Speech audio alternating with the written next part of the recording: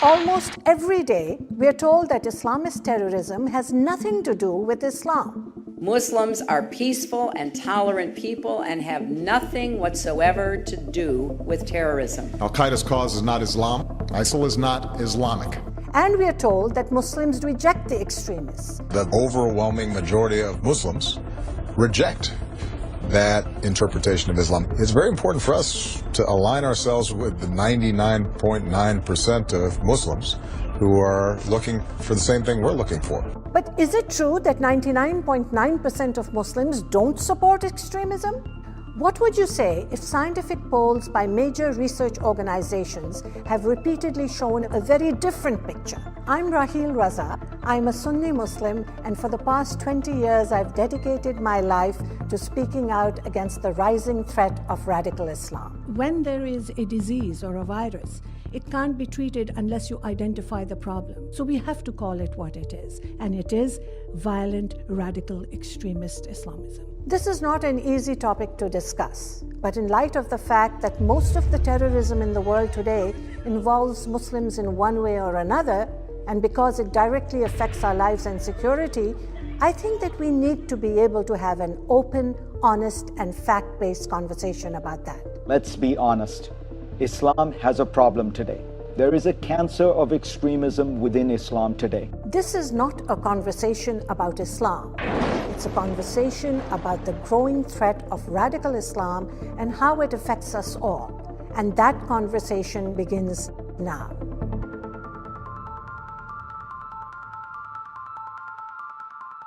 Our society has evolved to a point where we can have a civilized debate about almost anything. Anything except what may be the most important issue of our time, the rise of radical Islam. Liberals somehow feel worried that they're going to be called racist if they criticize people of the Muslim faith. This fear of being called a racist has caused many people to act against their better judgment, and it may have even cost innocent lives.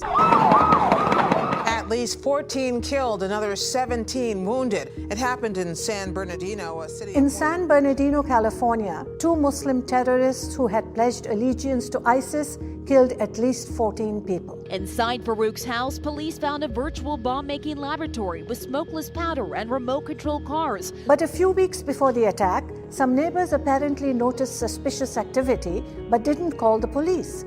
Why? That man that we interviewed said he never said anything because he didn't want to be seen as racially profiling. Did political correctness cost people their lives? It's hard to say for sure, but we do know that it's become harder and harder to speak about these things without being told we are racist. Freedom of speech, freedom to practice any religion you want without fear of violence. These are liberal principles that liberals applaud for. But then when you say, in the Muslim world, this is what's lacking, then they get upset. It's an ugly thing. It's gross. It's racist. How about the more than 1 billion people who aren't fanatical, who don't punch women, who just want to go to the store, wait a second. Wait a second. Times a day, and don't do any of the things that you're saying all Muslims do. Wait a second. Stereotyping. Wait a second. Things, and you painting the whole religion with that. No. Well, I'm a Muslim, and I don't need Ben Affleck defending me and my religion. I appreciate it, but I don't need celebrities defending me from talk show hosts. I need to be defended from the radicals in my own religion who want me dead. Radical Islamists who behead people, set people on fire, pour battery acid on women's faces, murder people in the name of my God. قسما بأمر الله لندكن أمريكا وبعقرها في واشنطن بإذن الله تعالى. Radicals who seek to take over the world in the name of my religion. We need to establish the domination of Islam. We believe that the Sharia will be implemented worldwide. سوف تستعيد زعامة العالم. So let's get real and look at some numbers. Today, there are around 1.6 billion Muslims in the world. In fact, Islam is the world's fastest growing religion, and according to Pew Research, it will surpass Christianity this century. Now, obviously, not all Muslims are radical, but a certain percentage are. Sam Harris helps break it down for Ben Affleck and for all of us. As you say, we have 1.5, 1.6 billion Muslims. Now, second biggest religion in the world, a quarter. Well, Ben, let me unpack this. Let me unpack this for you. Please do. We have just imagine some concentric circles here. You have at the center, you have jihadists. These are people who wake up in the morning wanting to kill apostates, wanting to die trying. They believe in paradise. They believe in martyrdom. That's the first circle of radicals. Violent jihadists like ISIS, Al-Qaeda, Boko Haram, Hezbollah, Hamas, and various lone wolves. These are the jihadists who murder people in San Bernardino, Texas, Paris, London, Delhi, Jerusalem, Ottawa, Madrid, Nairobi, Boston, and of course New York. These are the horrible bad people, as Ben Affleck said. So how many violent jihadists are there? There are anywhere between 40,000 to 200,000 Muslims involved in fighting for ISIS across the world. That's just ISIS. And it doesn't include the hundreds of thousands of jihadis fighting for Al-Qaeda, Hamas, Hezbollah, the Iranian Revolutionary Guard, and other groups. But the thing about terrorism is that it only takes a handful of terrorists to do serious damage and even change the way a society operates. Explosives hidden in shoes and other improvised bombs are an active, ongoing threat.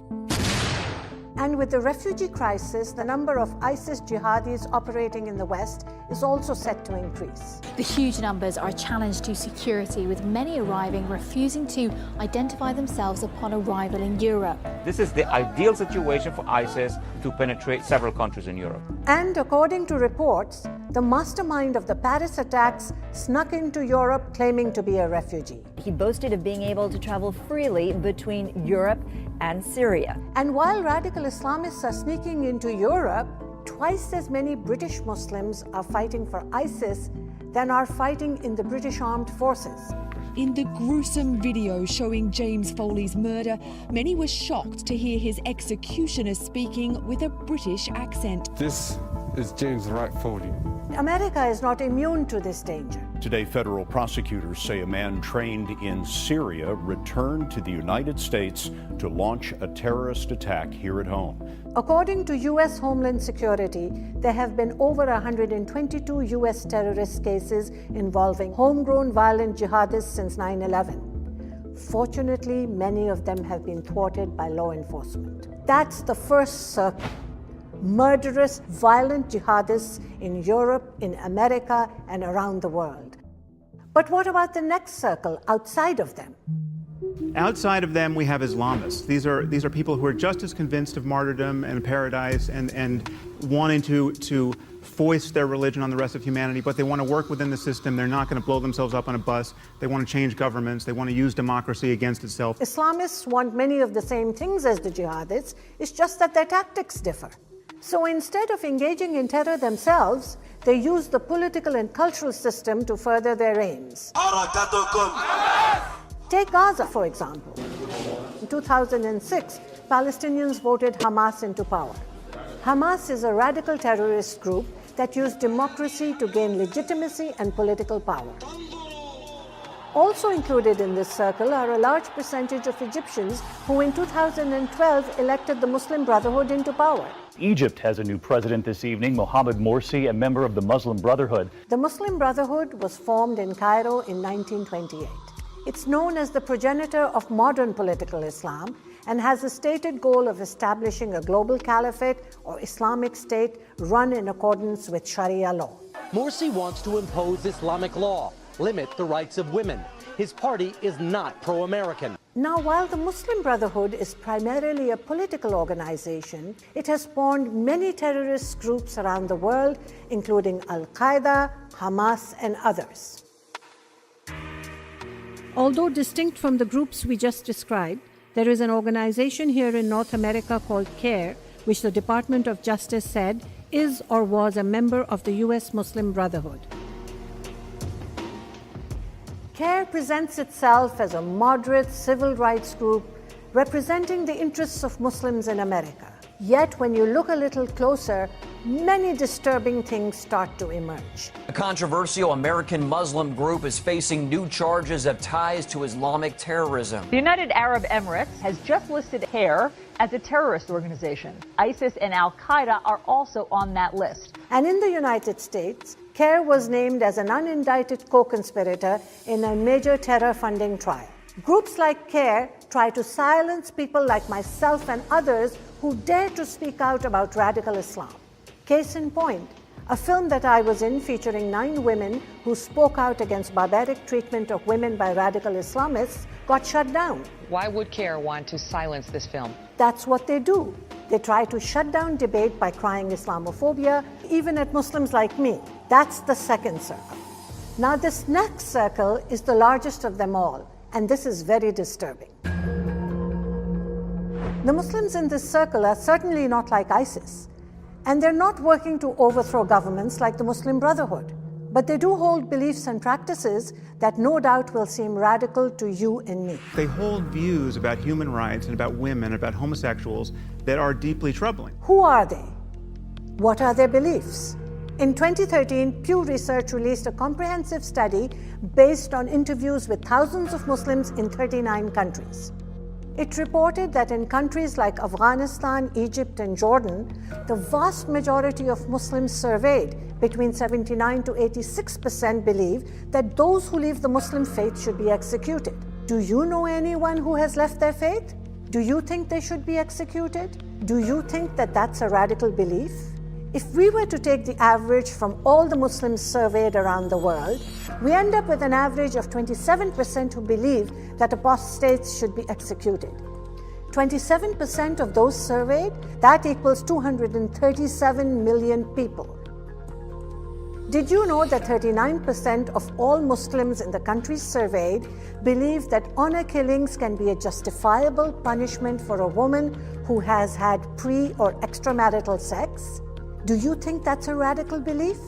That radical belief is held by over 345 million Muslims. These studies paint a picture of an Islamic world that is increasingly out of step with the modern world. When it comes to support for terrorism and jihad, these are the numbers for young Muslims aged 18 to 29 in Western countries. 42% of French Muslims, 35% of British Muslims, and 26% of American Muslims believe suicide bombings against non-Muslims can be justified. This is the next generation of Muslims speaking.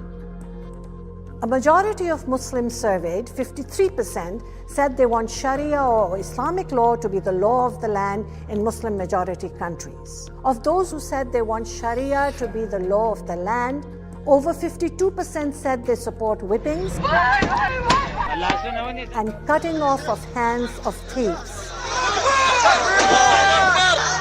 This comes to about 281 million people. Do you think that's a radical belief? And 51% say they're in favor of stoning spouses if they're unfaithful, which equals 289 million people.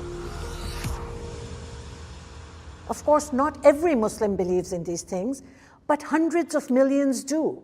The numbers are right here for all to see.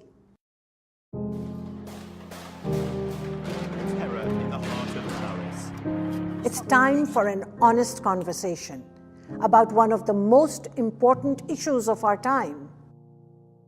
By silencing the debate about radical Islamist beliefs, we abandon our own core beliefs of truth, free speech, and tolerance, and we abandon human rights in favor of political correctness. Together, we have begun the conversation. Now it's time for you to have your say.